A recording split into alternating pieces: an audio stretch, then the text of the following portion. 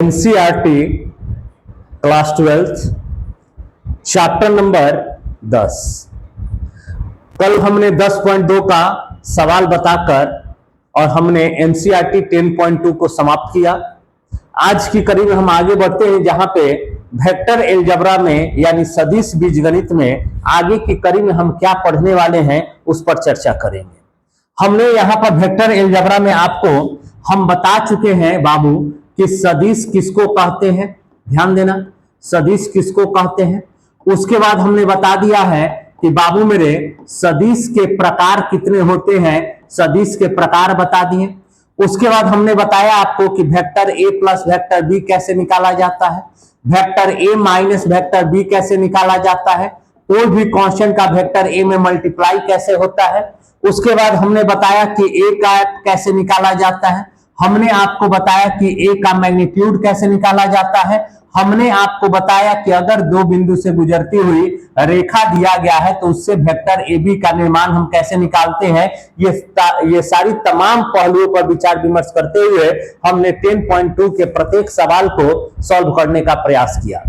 अब हम आगे की कड़ी में बात करेंगे, जहां पे हमें पढ़ना है 10.3 और 10.3 में हमें सबसे पहले समझना होगा कि सर सदिश का गुना क्या होता है। देखिए, अगर आप 10.2 में फोकस डालिएगा तो हमने a प्लस बी बताया, a माइनस बी बताया, लेकिन a गुना b अभी तक नहीं बताए हैं, जो 10.3 और 10.4 में हमें गुना के बारे में ही अध्ययन करना है। देखो, सदिश का अगर हम गुना कहते हैं कि मल्टीप्लाई, अगर हम वेक्टर का मल्टीप्लाई की बात करें तो दो तरह से बाबू मल्टीप्लाई होता है। कैसे? एक बाबू मल्टीप्लाई होता है जिसको हम कहते हैं अदिश गुणन। ध्यान में देना, अदिश गुणन, अदिश गुणन, और एक होता है बाबू सदिश गुणन। ध्यान दीजिएगा, सदिश गुणन, ध्यान देना, सदिश गुणन। अदिश गुणन होगा तो याद रखना वेक्टर ए डॉट वेक्टर बी से डिनोट करते हैं, और यदि सदिश गुणन होगा तो vector a cross vector b पे हम चर्चा करेंगे। देखिए, अगर सदिश का गुना करना हो तो दो तरह से गुना होता है, एक सब होता है अदिश गुणन, एक होता है सदिश गुणन। अदिश गुणन में हम इसको a डॉट बी से डिनोट करते हैं और a क्रॉस बी से डिनोट करते हैं। अभी तक हम यही जानते हैं कि अगर 2 इंटू 3 हो जाए या 2 क्रॉस 3 हो जाए, दोनों बात एक ही होता है। अभी तक हम यही जानते हैं, लेकिन वेक्टर में ऐसा नहीं होता। वेक्टर में अगर a डॉट बी है तो कुछ दूसरा वैल्यू आता है और a क्रॉस बी है तो कुछ दूसरा वैल्यू आएगा। तो हमें अभी आपको बस इतना ही ध्यान में रखना है कि हमें 10.3 में हमें डॉट प्रोडक्ट के बारे में अध्ययन करना है और क्रॉस हम पढ़ाएंगे 10.4 में। इस बात को आप ध्यान में रखिएगा, इसको हम डॉट प्रोडक्ट कहते हैं। क्या कहते बाबू? डॉट प्रोडक्ट कहते हैं, डॉट प्रोडक्ट कहते हैं, और जबकि इसको हम क्रॉस प्रोडक्ट कहते हैं। इस बात को आप ध्यान में रखिएगा कि dot product a dot b और उसको पढ़ेंगे ए क्रॉस बी। और ये जरूर ध्यान में रखिएगा कि ये दोनों कभी भी बराबर नहीं होते हैं, ये अदिश में मान देता है और ये सदिश में मान देता है। तो हम डॉट प्रोडक्ट के बारे में अध्ययन करेंगे कि डॉट प्रोडक्ट क्या है, कैसे इसका वैल्यू निकाला जाता है। तो चलिए, अदिश गुणन सदिशों का गुना में आज हम अध्ययन करेंगे अदिश गुणन के बारे में। अब बात को समझते हैं। जैसे मान लीजिए कि आपके समक्ष बाबू, आपके समक्ष एक वेक्टर ए दिया गया है। मान लो कि ये आपके पास एक वेक्टर है, कोई भी वेक्टर ले लेते हैं। जैसे देखो, मान लो कि ये हमारे पास एक वेक्टर दिया गया है, क्या वेक्टर ए ही ले लेते हैं, वेक्टर ए मान लेते हैं। और एक और वेक्टर दिया गया है, एक और वेक्टर दिया गया है, इसको हम ले लेते हैं बाबू वेक्टर, ठीक। और हमसे कहेगा कि वेक्टर ए डॉट वेक्टर बी बताइए, वेक्टर ए डॉट वेक्टर बी क्या होगा, ठीक है। तो ऐसी परिस्थिति में हम कैसे सॉल्व करेंगे वेक्टर ए डॉट वेक्टर बी? तो ध्यान देना, देखो यहां से हम लेके आ गए, यहीं पे दोनों को ले आ दिए, वेक्टर ए और वेक्टर बी को। तो ध्यान देना, देखो यहां पे ला दी, ठीक, यहां पे लेकर। अब यदि ध्यान दीजिएगा वेक्टर ए डॉट वेक्टर बी, तो अगर आप यहां पे ध्यान दोगे ना बाबू, तो निश्चित तौर पे इनके बीच का एंगल बनेगा कि नहीं बनेगा? थीटा। इनके बीच में एंगल बनेगा कि नहीं बनेगा? थीटा मान लो। वेक्टर ए हो गया, वेक्टर बी हो गया, और इनके बीच का एंगल क्या बना? थीटा। और हमें डॉट प्रोडक्ट निकालना है, तो ये जरूर ध्यान रखिएगा कि इसके लिए आप लिख सकते हैं क्या बाबू मेरे, वेक्टर ए का मैग्नीट्यूड वेक्टर बी का मैग्नीट्यूड और क्या बाबू, कॉस थीटा। ठीक, vector A dot vector b equal to a का मैग्नीट्यूड, बी का मैग्नीट्यूड और कॉस थीटा। ठीक है ना, ए का मैग्नीट्यूड, बी का मैग्नीट्यूड और क्या हो जाएगा बाबू, कॉस थीटा। इस बात को आप ध्यान में रखना, यही आपके लिए फॉर्मूला, बहुत ही महत्वपूर्ण फॉर्मूला में से ये फॉर्मूला है, इसको तुम ध्यान में रखना कि अगर ए डॉट बी पूछेगा तो ए का मैग्नीट्यूड, बी का मैग्नीट्यूड और कॉस थीटा। ठीक है, ये फॉर्मूला बनेगा। अब सवाल ये है, पहले बात समझिएगा कि अगर कभी कभी आपको ध्यान में रखना, और दो तीन बातें यहां से हम आपको समझा दें कि अगर ए डॉट बी है तो ए का मैग्नीट्यूड, बी का मैग्नीट्यूड और एंगल जो भी बनेगा वो कॉस के साथ बनता है। ठीक है, अगर मान लीजिए सुनिए पहले बात क्या, कि अगर मान लीजिए, अगर हम ऐसा मानते हैं, देखो क्या, कि अगर आपसे हम पूछें, अगर हम आपसे पूछें कि वेक्टर ए डॉट वेक्टर ए क्या बनेगा, वेक्टर ए डॉट वेक्टर ए क्या बनेगा, तो बाबू ए के जगह ए है, बी के जगह भी ए है, तो ए का मैग्नीट्यूड, बी के जगह भी ए है तो ए का मैग्नीट्यूड और कॉस, बताओ थीटा क्या बनाएगा। अगर ए और ए है, जैसे मान लो कि ये तुम्हारे पास वेक्टर ए है और इसी पर तुम्हारा वेक्टर ए है, एक और वेक्टर इसी पर है, एकदम इसी पर है, तो बताओ इनके बीच का एंगल क्या बनेगा, 0 डिग्री बनेगा कि नहीं बनेगा, तो कॉस 0 डिग्री। यानी अगर लिखना होगा तो वेक्टर ए डॉट वेक्टर ए बराबर क्या लिख सकते हैं, बताओ, ए का मैग्नीट्यूड का स्क्वायर और कॉस 0 का मान क्या होता है, 1। यानी ये ध्यान में रखना कि अगर कहीं पर भी vector A dot vector a मिल जाए तो तुम उसे वेक्टर ए का मैग्नीट्यूड का स्क्वायर लिख देना। ये बातें आपको ध्यान देना है, ध्यान में रहेगा। हाँ लिख सकते हैं, लेकिन अभी ये ध्यान रखें ना, वेक्टर ए डॉट वेक्टर ए रहेगा तो क्या लिखोगे, वेक्टर ए का मैग्नीट्यूड का स्क्वायर। अब कुछ लोग इसको ऐसे भी लिखते हैं, वेक्टर ए का स्क्वायर, तो वेक्टर ए का स्क्वायर मत कीजिएगा, ये ध्यान में रखिए, यहाँ पे हम स्क्वायर किए हैं नहीं, यहाँ पे अगर कभी भी आपको वेक्टर ए डॉट वेक्टर ए मिलेगा तो वहां पे तुम मैग्नीट्यूड का स्क्वायर लिखना, ये नहीं कि वेक्टर ए का स्क्वायर, ऐसे नहीं। ठीक है ना, अगर ऐसे लिखोगे तो इसका भी अर्थ यही होगा। ठीक है ना, तो अगर कहीं पर भी ए डॉट ए मिल जाए तो ए का मैग्नीट्यूड का स्क्वायर होगा। बोलिए कोई दिक्कत है यहां तक, बोलिए कोई दिक्कत। अगर आपके पास ए डॉट बी रहे तो ए का मैग्नीट्यूड, बी का मैग्नीट्यूड कॉस थीटा, अगर ए डॉट ए मिल जाए तो ए का मैग्नीट्यूड का स्क्वायर। अब सवाल ये है, ध्यान देना, सवाल ये है क्या, कि अगर सर मान लीजिए कि अगर एंगल ना देकर वेक्टर ए और वेक्टर बी दे देगा और कहेगा कि इसका डॉट प्रोडक्ट निकालिए, तब कैसे निकालेंगे। ठीक है ना, तब कैसे निकालेंगे, अगर ए और बी दे देगा तब कैसे हम इसका डॉट प्रोडक्ट निकालेंगे। चलो ध्यान दो, समझ में आ रहा है ना। चलिए अब कैसे इसका हम निकालेंगे वैल्यू, तो ध्यान देना कैसे निकालते हैं। देखो जैसे मान लो, अब तुम्हारे पास सवाल ये है कि अगर मान लीजिए सर कि vector a equal to x1 i cap plus y1 j cap plus z2 k cap हो गया, और vector b equal to x2 i cap plus y2 j cap plus z2 हो गया, ए और बी हो गया। और तब हमसे कहेगा कि ये बताइए कि वेक्टर ए डॉट वेक्टर बी क्या होगा, तब तो समस्या है, क्योंकि सर फॉर्मूला तो तब लगेगा जब एंगल देगा, और इस सवाल में एंगल ना देकर केवल आपसे डॉट प्रोडक्ट पूछेगा। तो यहां से आप ध्यान में रखिएगा क्या, कि बाबू मेरे ए डॉट बी यदि निकालना है ना तो आप लिख लो पहले x1 i cap plus y1 j cap plus z1 k cap. ठीक है, यहाँ पे x z2 z1 k cap, और वेक्टर बी लिखना है तो x2 i cap plus y2 j cap plus z2 हो जा। और यहां से आपको ये ध्यान रखना होगा कि vector A dot vector b equal to x1 into x2 plus y1 into y2 plus z1 into z2। अब आपके मन में सवाल उठना लाजमी है कि सर आई ये क्या हुआ, जे और के हट कैसे जाता है, तो इसी के बेस पर हम हटाने का प्रयास करते हैं। देखो जैसे मान लो अगर हम बात करें कि अगर मान लो तुम्हारे पास i cap dot i cap है तो इसका मान क्या होगा? बताओ, पढ़े हो फिजिक्स में? आई कैप डॉट आई कैप क्या होता है? क्या होता है? 1 होता है। 1 होता है कि 0 होता है? सब 0 हो जाएगा तो क्या होगा? 1 होगा। चलो तुम्हारी बात मान ही लेते हैं।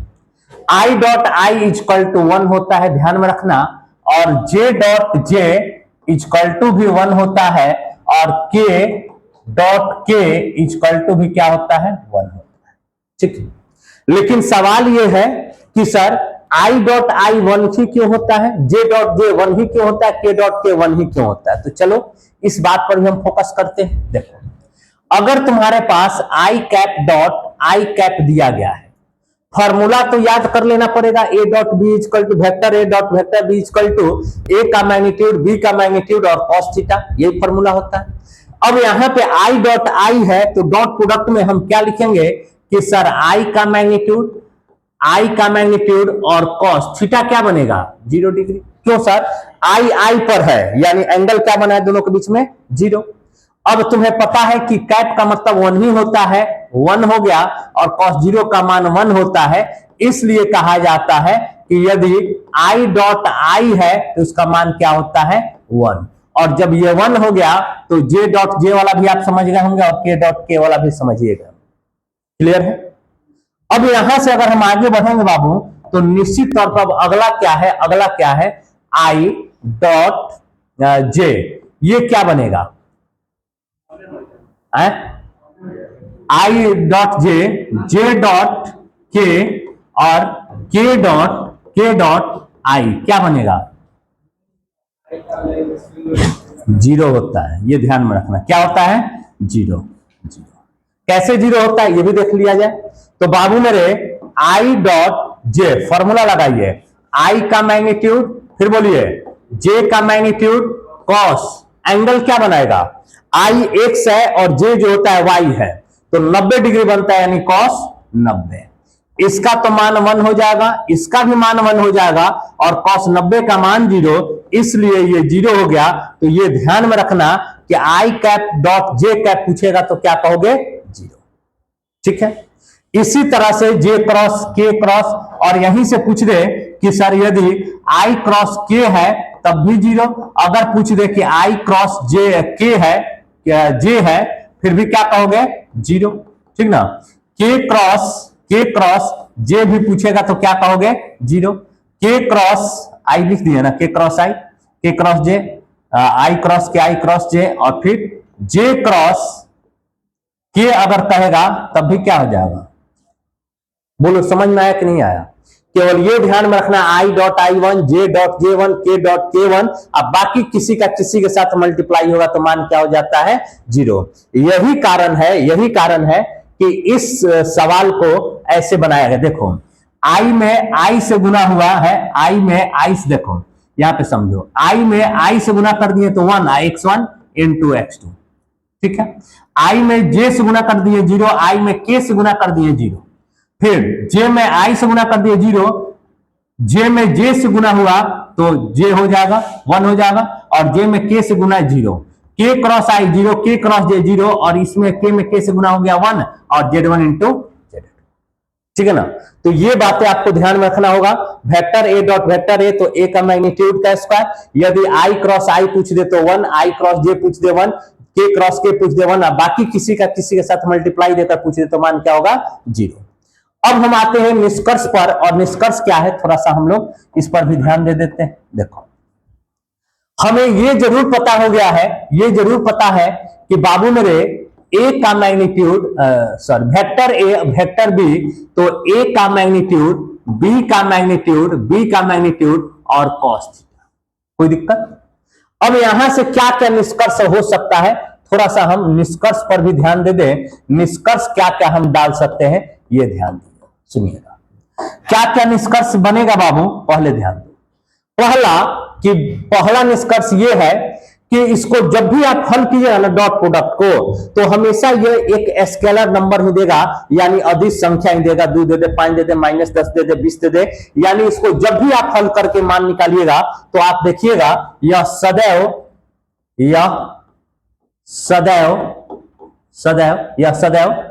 अदिश होता है। यह सदैव अदिश होता है। जब भी आप इसको गुना करके और जब आप इसको हल कीजिएगा तो निश्चित तौर पे पाइएगा कि आपके पास एक स्केलर नंबर ही प्राप्त होगा, सदिश प्राप्त नहीं हो सकता है। यहां तक तो ये बात क्लियर होगा। दूसरा, अगर हम निष्कर्ष की बात करें बाबू, दूसरा निष्कर्ष कि यदि मान लेते हैं sir vector a perpendicular vector b, तब क्या आप कहिएगा? अगर वेक्टर ए वेक्टर बी पर लंब हो जाए तो क्या निष्कर्ष निकलेगा? तो सर निश्चित तौर पे जब ये इस पर लंब है तो एंगल बन गया 90 और cos 90 का मान 0, तो आप कहना vector A dot vector b equal to 0। अगर कोई आपसे पूछ दे कि वेक्टर ए वेक्टर बी पर लंब है तो वेक्टर ए डॉट वेक्टर बी क्या बनेगा, तो डायरेक्ट कहना कि 0 बनेगा। ऐसे समझिए क्या बनेगा, 0 बनेगा। उसके बाद अगर तीसरा निष्कर्ष समझ ले कि यदि मान लेते हैं वेक्टर ए पैरेलल हो वेक्टर बी का, तब सर आप क्या निष्कर्ष दीजिएगा? क्या होगा? समानांतर हो, यानी वेक्टर ए इसी पर है और वेक्टर बी इसी के समानांतर है। देखो, अगर वेक्टर ए वेक्टर बी के पैरेलल हो तो ऐसी परिस्थिति में हम कहेंगे कि vector A dot vector b equal to a का मैग्नीट्यूड बी का मैग्नीट्यूड और एंगल नहीं हो पाएगा। क्यों सर? कॉस जब ये आपके पास दिया गया है तो यहां पे एंगल क्या बनेगा, 0 डिग्री, और cos 0 डालेंगे तो मान 1 हो जाएगा। तो वेक्टर ए का मैग्नीट्यूड वेक्टर बी का मैग्नीट्यूड 1, तो यही तो बनेगा। तो ये जब भी अगर आपसे कहा जाए कि समांतर है, पैरेलल है, तो वेक्टर ए डॉट वेक्टर बी बराबर ए का मैग्नीट्यूड बी का मैग्नीट्यूड। यदि पैरेलल है, सॉरी परपेंडिकुलर है, तो vector A dot vector b equal to 0। आ रहा है समझ में? क्लियर हो रहा है ना? पैरेलल पे कौन बनता है बाबू, काहे नहीं बात मानता है? देखो ये आपका हो गया, ठीक है ना। और समांतर है मतलब क्या सर? समांतर है, इसी पर एक और बन गया, सॉरी इसी पर एक और बन गया, इसी पर बना। ये जो दिया गया है बड़ा वाला वेक्टर ए है, छोटा वाला वेक्टर बी है, इनके बीच का एंगल बताओ क्या है? एंगल बना कि नहीं बना? समांतर क्या होता है पहले ये बताइए, समांतर क्या होता है? बट उसके बीच, हाँ चलो तुम्हारा ही बात मान लेते हैं, उसके बीच की दूरी बराबर हो, तो इसके बीच की दूरी बराबर नहीं है, 0। इनके बीच की दूरी बराबर है कि नहीं है? 0 है। समांतर ये, आप ये वाला समांतर समझ रहे हैं क्या? ये वाला समझ रहे हैं?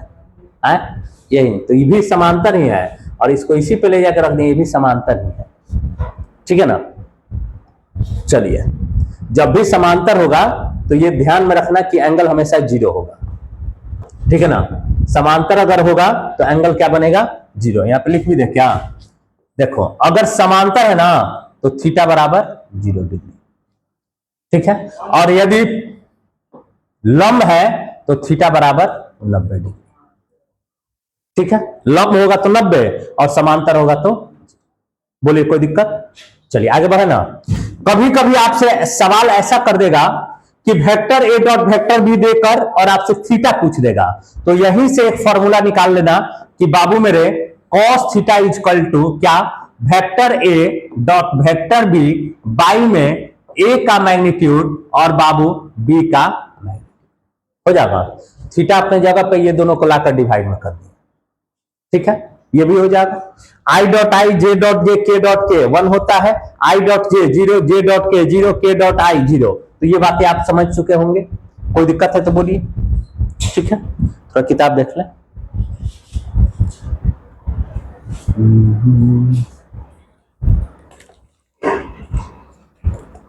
चलिए,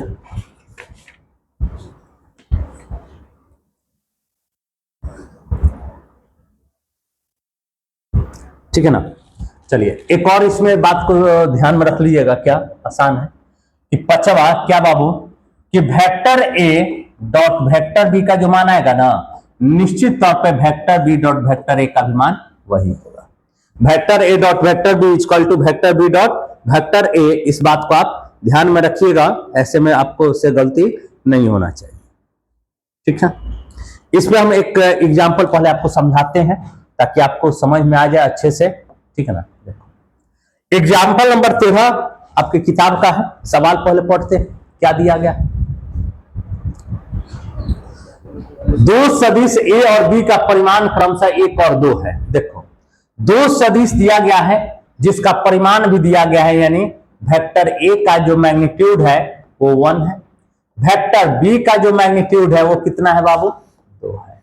ठीक है, a dot b equal to 1 है, vector A dot vector b equal to कितना है, 1 है। इन सदिशों के बीच का कोण ज्ञात करना है, यानी थीटा का मान निकालना है। अभी बता दिए आपको फॉर्मूला। थीटा का मान निकालने के लिए देखिए यहाँ पे फॉर्मूला लिखे हुए थे, कॉस थीटा। ठीक है ना, तो क्या लिखेंगे बाबू यहाँ पे, अगर लिखना होगा तो क्या लिखेंगे बताओ। Cos theta equal to vector A dot vector B by a का मैग्नीट्यूड और क्या हो जाएगा, बी का मैग्नीट्यूड हो जाएगा। कॉस थीटा तो हम लिख देते हैं cos theta, a dot b कितना आया है 1, ए का मैग्नीट्यूड 1, बी का मैग्नीट्यूड यही ना है जी 2। ठीक, अब क्या करेंगे बताओ।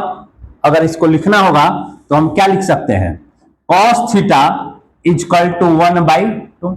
थीटा को लेके उधर चले गए, या ऐसे भी लिख सकते हैं cos theta equal to cos कितना पे मान होता है, π/3 60 degree. Cos cos cancel, theta equal to π/3, ये हमारा आंसर आया समझ में। चलो एक ये सवाल है, इनके बीच का कोण ज्ञात करें। देखिए सवाल आपको बार घुमा के दे दिया, ए बी देकर और तब इनके बीच का एंगल पूछ रहा है, तब कैसे हल करेंगे। पहले आप लोग हल करके बताइए तो कैसे हल होगा। पहले इस सवाल को आप हल कीजिए।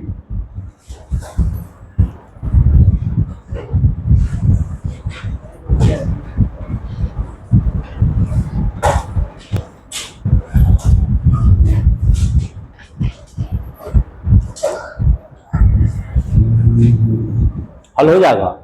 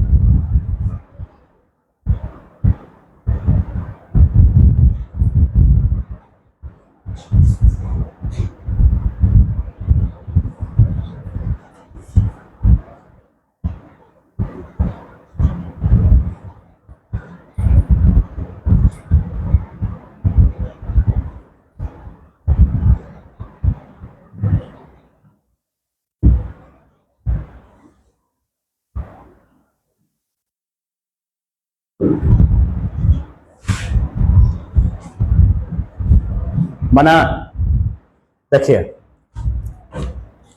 सुन लीजिए, देख लीजिए। देखो वेक्टर ए कितना है बोलो, i प्लस जे माइनस के। वेक्टर बी कितना है बाबू, तो i माइनस जे और प्लस के। ध्यान देना, कह रहा है सवाल ना कि इनके बीच का एंगल ज्ञात करना है, बीच का कोण ज्ञात करें कि बीच का एंगल क्या होगा। ठीक, बीच का कोण निकालना है, बताओ कैसे निकालेंगे बीच का कोण।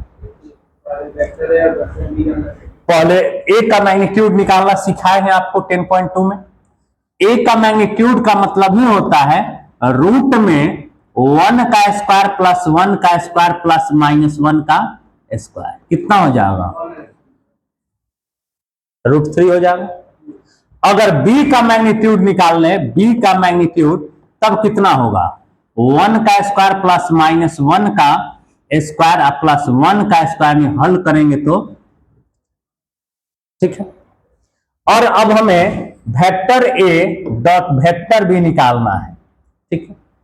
आई में गुना 1 प्लस माइनस माइनस 1 और प्लस माइनस माइनस के में गुना, एकदम सिंपल होता है डॉट प्रोडक्ट। आई का आई के साथ, जे का जे के साथ, के का के साथ, ठीक है ना। आई क्रॉस जे 0, आई क्रॉस के 0, तो ये ध्यान में रखिएगा।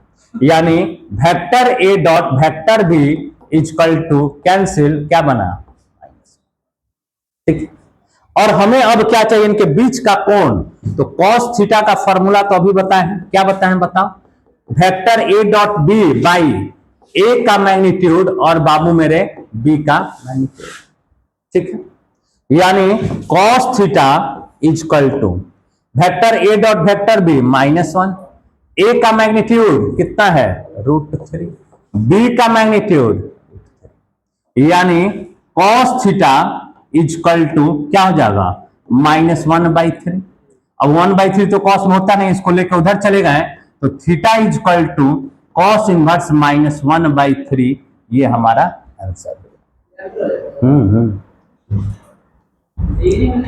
डिग्री में नहीं ना आ पा रहा है, ठीक है, यही आंसर बनेगा। चलिए अगला एक और एग्जांपल लिए हुए हैं। ए और बी तो सिद्ध करें कि ए प्लस बी और ए माइनस बी लंबवत है, और लंब के लिए तो हम बताइए दिए हैं vector A dot vector b equal to 0 होता है। तो यहां से अगर हम इस सवाल को सॉल्व करें, देखो पहले क्या दिया गया है। वेक्टर ए दिया गया है बाबू कितना 5i - j - 3 के, और वेक्टर बी दिया गया है i + 3j और -5 के। तो सिद्ध करना है a + b - b के लंबवत है। तो पहले a vector a plus vector b निकाल लेते हैं, बताओ। 5 × 1 = 6y plus 2j minus 8k हो गया। और वेक्टर ए माइनस वेक्टर बी अगर निकाल लें तब 5i में से एक y जाएगा 4i, -j - 3j तो -4j हो जाएगा, -3 और माइनस प्लस तो प्लस। ये समझ में आ रहा है ना, ये समझ में आ रहा है ना, ये माइनस बी कैसे निकाले हैं। चलिए कह रहा है कि लंबवत है, तो आपको बताए हैं बाबू मेरे कि लंब की शर्त में क्या बताए हैं, बताओ। लंब की शर्त आप कह सकते हो कि vector A dot vector b equal to, यही ना बताए हैं जी, यही बताया 90 डिग्री बन जाता है। तो यहां पे इन दोनों को सिद्ध करना है, यानी vector a plus vector B और dot vector A minus vector b equal to 0, यही सिद्ध करना। तो चलिए देखते हैं। Vector a plus vector B का मान क्या दिया गया, बोलो। 6i + 2j - 8k, और ए माइनस बी क्या दिया गया है 4i - 4j + 2k equal to, कोई दिक्कत, ठीक। अब ध्यान दो, 6 में 4 से गुना, 6 चौके 24, आई गुना 1 हो जाता है, माइनस 4 दूनी का 8 और प्लस माइनस 8 दूनी का 16 इक्वल टू 0। कह सकते हैं 24 - 24 इक्वल टू 0, 0 बराबर 0, और यही तो हमें प्रूव करना था। बोलो समझ में आया कि नहीं आया। कहां पे, हाँ, a dot b equal to 0 होता है, तो ये आपका ए का काम कर रहा है, क्योंकि इन दोनों को साबित करना है कि लंब है। तो ए प्लस बी आपका ए हो गया और बी हो गया ए माइनस बी, ठीक है। चलिए आगे एक और सवाल है क्या, देखो एक और सवाल है, 16 नंबर है। कह रहा है कि वेक्टर ए का मैग्नीट्यूड 2 दिया गया है, वेक्टर बी का मैग्नीट्यूड 3 दिया गया है, a dot b equal to 4 है, तो ए माइनस बी का मैग्नीट्यूड बताइए क्या। सुनो, ए माइनस बी का मैग्नीट्यूड निकालना है ना बाबू, देखो लिख सकते हैं वेक्टर ए माइनस वेक्टर बी। अगर हम स्क्वायर कर दें स्क्वायर, तो इसका मतलब क्या है बताओ कि बाबू मेरे वेक्टर ए माइनस वेक्टर बी और इनटू में वेक्टर ए माइनस वेक्टर बी। बताओ क्यों सर, क्योंकि अभी आपको बताए थे क्या कि अगर वेक्टर ए डॉट वेक्टर ए होता है तो इसका मतलब होता है वेक्टर ए का मैग्नीट्यूड का स्क्वायर होता है कि नहीं होता है। यानी अगर मैग्नीट्यूड का स्क्वायर है तो वही अंक 2 बार गुना में होता है। तो यहां पे अगर हम स्क्वायर कर दिए तो यही अंक 2 बार गुना में कर देंगे, कोई दिक्कत बोलो, ठीक है ना। चलो अब यहां से अगर हम गुना करें तो vector A dot vector a plus minus minus vector A dot vector b plus minus minus vector b dot vector a और minus minus plus vector b dot vector, कोई दिक्कत। अभी आपको बताया है कि अगर ए डॉट ए है तो ए का मैग्नीट्यूड का स्क्वायर लिख देना, तो मैग्नीट्यूड का स्क्वायर माइनस वेक्टर ए डॉट वेक्टर बी, और आपको एक प्रॉपर्टी भी बताए हैं बी डॉट ए हो चाहे ए डॉट बी हो, बात तो एक ही होता है, और प्लस में वेक्टर बी का मैग्नीट्यूड का स्क्वायर, ए का मैग्नीट्यूड का स्क्वायर यानी 2 का स्क्वायर माइनस वेक्टर ए डॉट वेक्टर बी वेक्टर ए डॉट वेक्टर बी, तो 2 वेक्टर ए dot vector b plus vector b 3 है तो 3 का स्क्वायर। चलिए अब ध्यान दिए, 2 का स्क्वायर 4 माइनस 2 वेक्टर ए डॉट वेक्टर बी 4 है तो 4 प्लस 3 का स्क्वायर 9 4 13 माइनस 8, क्या बचेगा बाबू 5। ये 5 क्या है तो वेक्टर ए माइनस वेक्टर बी का होल स्क्वायर है, और हमसे तो केवल वेक्टर ए माइनस वेक्टर बी का मैग्नीट्यूड पूछ रहा है, स्क्वायर लेके इधर आ जाएंगे √5, कोई दिक्कत है तो बोलो, ठीक है। चलिए एक छोटा सा थोड़ा सा सवाल रह गया है, प्रक्षेप प्रोजेक्शन जो नहीं बता पाए हैं। हाँ देखिए, एक सदिश का किसी रेखा पर प्रक्षेप यानी प्रोजेक्शन क्या होता है। देखो जैसे मान लो कि तुम्हारे पास ये कोई एक लाइन, एक ये तुम्हारे पास क्या है बाबू लाइन है, ठीक है ना, एक मान लो ये आप तुम्हारे पास लाइन है, ठीक है, और इसी पर एक वेक्टर हम ले लेते हैं, कोई भी एक दिया गया है, ठीक है ना, ये आपका कोई एक वेक्टर है। अब यहां पे मान लो कि ये तुम्हारे पास वेक्टर ए है, और प्रोजेक्शन का मतलब ये कितना जगह इस पर ले रहा है, ठीक है ना, इसको विस्तार से बताएंगे, समय का अभाव है, तो ये ध्यान में रखना, और इसको मान लेना वेक्टर बी है, ठीक है ना। तो होता क्या है कि यदि वेक्टर ए का वेक्टर बी पर अगर तुमसे कह दें कि प्रक्षेप बताइए यानी प्रोजेक्शन बताइए, तो याद रखिए वेक्टर ए डॉट वेक्टर बी और बाई में बी का मैग्नीट्यूड, यही फॉर्मूला केवल ध्यान में रखिएगा। यदि ए का बी पर प्रक्षेप पूछे तो vector A dot vector B by B का मैग्नीट्यूड, ठीक है। यहां तक आपका 10.3 का थ्योरी समाप्त होता है। कल 7 बजे से क्लास है, और कल 10.3 में 18 को सवाल है, बताकर और समापन कर दिया जाएगा, ठीक है ना। चलिए धन्यवाद।